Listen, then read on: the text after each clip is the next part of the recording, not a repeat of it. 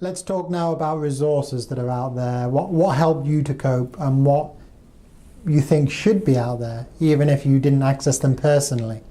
So first of all, what did you come across?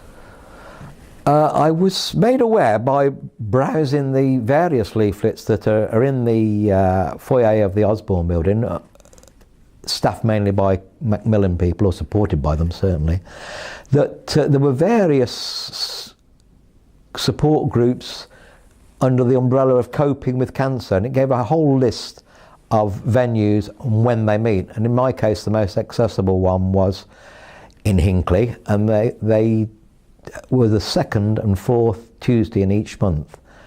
And the function, basically, they offered various alternative therapies, i.e. Indian head massage, something called Reiki. Basically, the whole idea was that they enabled you to relax. Some involve massaging with oils, some involved the feet, some the head and shoulders, some the head only. There was about 4 options, and it was a pig in a poke for me. I went with Indian head massage, found it therapeutic and helpful.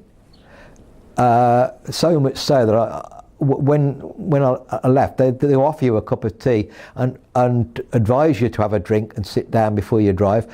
And I felt, yes, I will, because I felt almost that I was in such a laid-back state that I probably wouldn't notice the first set of red traffic lights or something. So it definitely worked for me.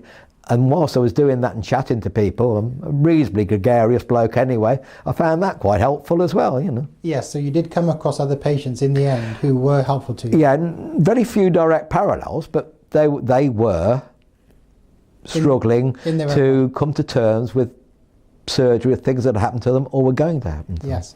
And did you come across did you try any other complementary styles as well as the Indian head massage? No, because I didn't go that route. I enjoyed it. I thought if it works, I didn't really fancy the one that involved the feet because of the feet were still recovering from chemotherapy, and one of them being that your nails go rather unattractive. So I was happy to keep my socks on, if you see what I mean. Yeah, so because there was more than one form of head massage. One lady did it with oils and include your neck and shoulders, whereas another did it sort of totally fully clothed, no oils. But I found them both helpful, and they were obviously volunteers. Yeah. In fact, it turned out that I knew one of them about 40 or 50 years ago when I lived in Coventry, but she was a nurse, so obviously this was her way of doing something for the community, I guess. And you are invited or allowed to make a contribution to help them help you, sort of thing. And it's not obligatory, but there's an envelope there for you to use at your discretion at the end of the session. And I thought it was a few bob well spent. I asked you earlier whether there was any resources that should be available, anything that you felt could be offered that perhaps isn't offered. I just think possibly, rather than letting you dictate the pace of stoma clinic appointments, they ought to possibly make it a minimum of once a month and then use their discretion rather than you tell them how you are, because you might be different one day to another. I mean, they are the expert, and if you suddenly have a stomach upset and you get in an embarrassing situation, you can be frightened. But one of the things that occurred to me was that using Imodium or lipidamide, everybody knows if you've got a stomach upset that helps. But I thought, dare I start self-prescribing things along with all the other?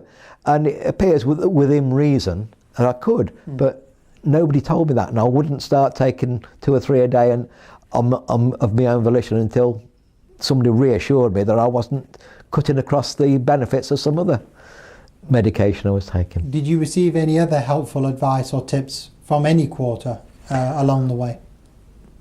No.